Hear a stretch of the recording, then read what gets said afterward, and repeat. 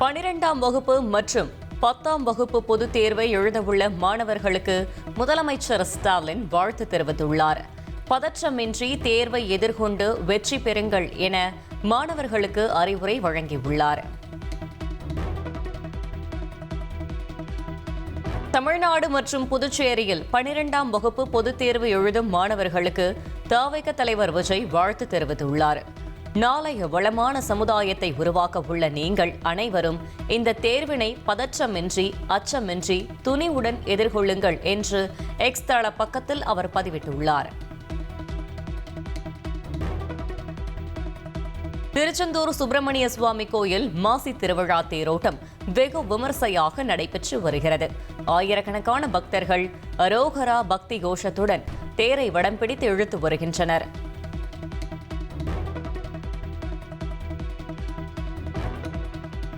விருத்தாச்சலம் மணிமுக்தாற்றில் மாசி மகத்தை ஒட்டி ஆயிரக்கணக்கானோர் முன்னோர்களுக்கு தர்ப்பணம் கொடுத்து வருகின்றனர். கடலூர் மட்டுமல்லாது வெளி மாவட்டங்களைச் சேர்ந்த மக்களும் முன்னோர்களுக்கு தர்ப்பணம் கொடுத்து வழிபாடு நடத்துகின்றனர். மாசி மகத்தையொட்டி சென்னை மெரினா கடற்கரையில் தீர்த்தவாரி விமர்சையாக நடைபெற்றது. சென்னையின் பல்வேறு கோயில்களின் உற்சவ மூர்த்திகள் மெரினா கடற்கரையில் நீராடினர்.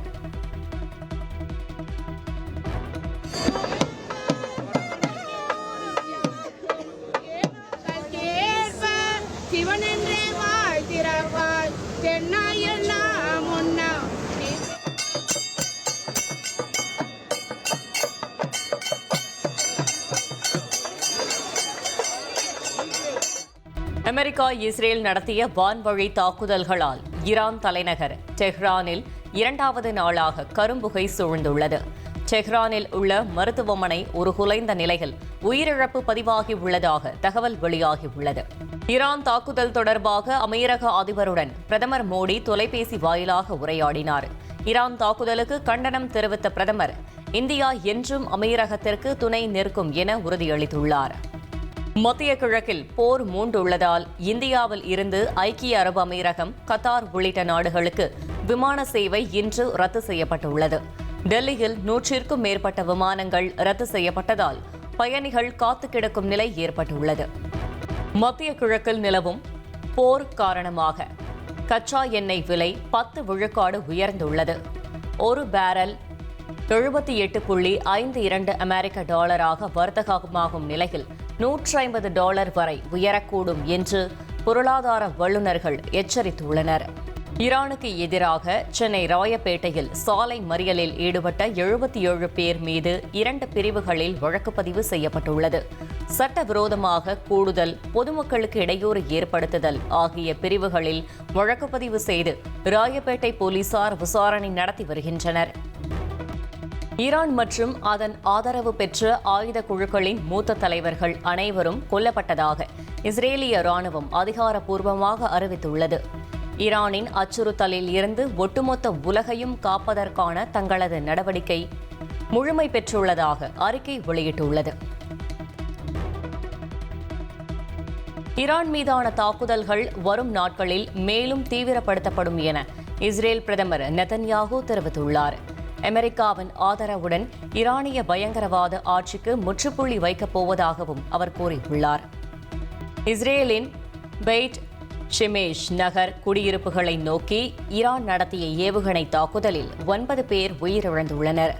28க்கும் மேற்பட்டோர் காயமடைந்துள்ள நிலையில் இடிபாடுகளுக்குள் சிக்கியுள்ளவர்களை மீட்கும் பணியில் இஸ்ரேலிய மீட்பு படையினர் ஈடுபட்டு வருகின்றனர். ஈரான் மீது இஸ்ரேல் மற்றும் அமெரிக்கா நடத்தி வரும் கூட்டு தாக்குதலுக்கு பதிலடியாக வளைகுடா நாடுகளின் மீது ஈரான் தொடர்ந்து ஏவுகணை தாக்குதலை நடத்தி வருகிறது. துபாயில் உள்ள அமேசான் டேட்டா சென்டர் மீது ஈரான் நடத்திய தாக்குதலால் வளைகுடா நாடுகளின் கிளவுட் சேவைகள் பாதிக்கும் அபாயம் ஏற்பட்டுள்ளது. ஈரானின் 9 போர் கப்பல்களை அமெரிக்க பாதுகாப்பு படை அழித்ததாக அதிபர் டிரம்ப் அறிவித்துள்ளார். ஈரான் மீதான ராணுவ நடவடிக்கையை தீவிரப்படுத்தியுள்ளதாகவும் இது அவர்களுக்கு ஈடு செய்ய முடியாத பேரிழப்பு என்றும் தெரிவித்துள்ளார்.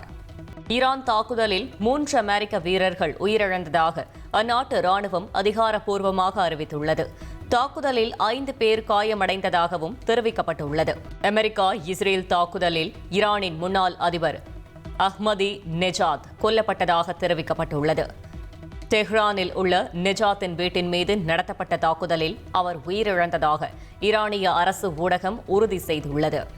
ஈரானின் இஸ்லாமிய புரட்சிகர காவல் படை தலைமையகத்தை அழித்தது குறித்த வீடியோவை அமெரிக்க மத்திய கட்டளை மையம் வெளியிட்டுள்ளது. B-2 ஸ்டெல்த் போர் விமானங்கள் மூலம் ஈரானின் ஏவுகணை தளங்கள் மற்றும் ராணுவ கட்டுப்பாட்டு மையங்கள் அழிக்கப்பட்டதாக தெரிவிக்கப்பட்டுள்ளது. கமேனி கொல்லப்பட்டதற்கு பதிலடியாக இஸ்ரேலின் டெல் அவிவ் மற்றும் ஜெருசலேம் நகரங்களை குறிவைத்து ஈரான் சரமாரியாக ஏவுகணைகளை வீசியது. இரவு முழுவதும் ஒலித்த அபாய எச்சரிக்கை ஒலியால் மக்கள் அச்சத்தில் உறைந்தனர். மத்திய டெஹ்ரானில் உள்ள ஈரானிய வான் பாதுகாப்பு அமைப்புகள் மற்றும் ராணுவ தலைமையகங்கள் மீது நடத்தப்பட்ட தாக்குதல் தொடர்பான காட்சிகளை இஸ்ரேல் பாதுகாப்பு படை வெளியிட்டுள்ளது.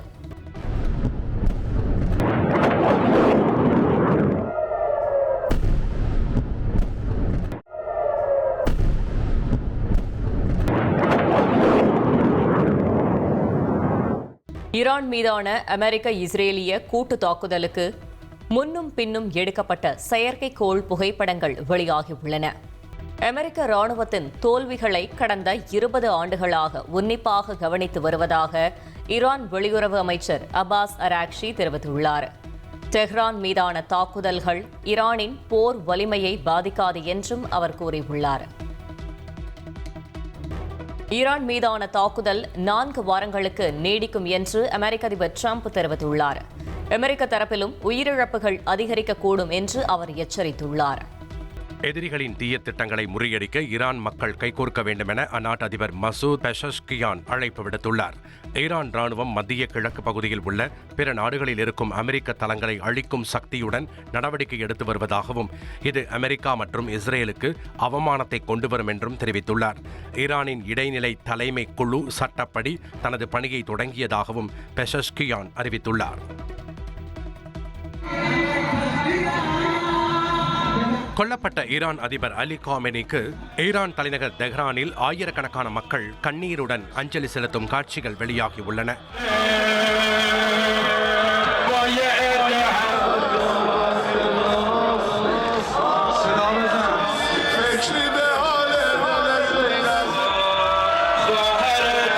தெஹ்ரான் நகரில் உள்ள சதுக்கத்தில் பெருந்திரளான மக்கள் ஒன்று கூடி உச்ச தலைவர் அலி காமெனி மறைவிற்கு இரங்கல் தெரிவித்தனர்.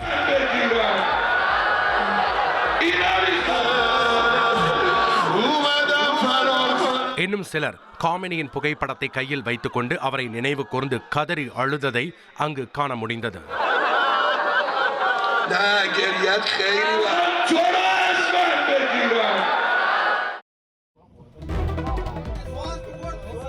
முதல் முறையாக மத்திய கிழக்கில் அமைந்துள்ள ஓமன் நாட்டின் அருகே கடல் பகுதியில் அமெரிக்காவால் பொருளாதார தடை விதிக்கப்பட்டுள்ள ஸ்கைலைட் என்ற எண்ணெய் கப்பல் மீது தாக்குதல் நடத்தப்பட்டுள்ளது.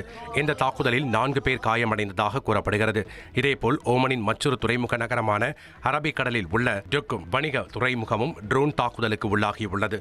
ஓமன் அருகே தாக்குதலுக்கு உள்ளான கப்பலில் இருந்த 20 பேர்களில் 15 பேர் இந்தியர்கள் என்றும் அனைவரும் பாதுகாப்பாக மீட்கப்பட்டதாகவும் தெரிவிக்கப்பட்டுள்ளது. ஈரான் நடத்திய பதிலடி தாக்குதலில் கத்தாரின் தலைநகரான தோஹாவில் 16 பேர் காயமடைந்ததாக அந்நாட்டு உள்துறை அமைச்சகம் தெரிவித்துள்ளது.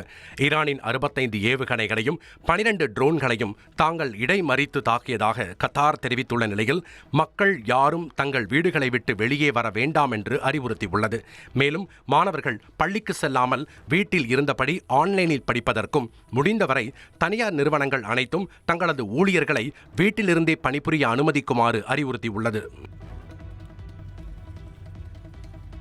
மத்திய கிழக்கில் பதற்றமான சூழல் நிலவி வரும் நிலையில் சீன வெளியுறவு அமைச்சர் வாங் யி மற்றும் ரஷ்ய வெளியுறவு அமைச்சர் லாவ்ரோவ் தொலைபேசியில் ஆலோசனை நடத்தினர்.